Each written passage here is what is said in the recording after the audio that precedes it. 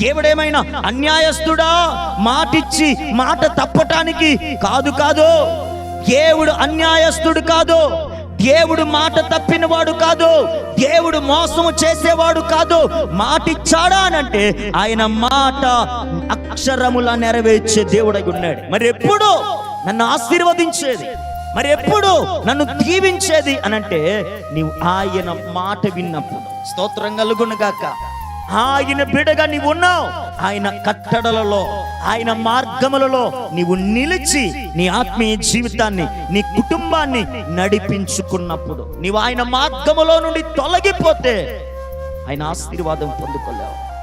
ఆయన మాటను పెడచెవిన పెడితే ఆయన ఆశీర్వాదం పొందుకోలేవు. అందుకే నీ మాటలు వింటున్నా నా ప్రియ దేవుని బిడ్డలారా, మీ అందరికి ఒక మాట చెప్పగలుగుతున్నాను.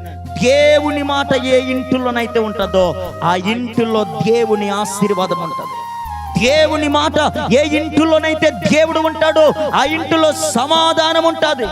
దేవుడు ఏ ఇంటిలో, దేవుని మాట ఏ ఇంటిలో ఉంటుందో ఆ ఇంటిలో పాపం పోయి పరిశుద్ధంగా బ్రతికే జీవితాన్ని దేవుడు అనుగ్రహిస్తూ ఉంటాడు.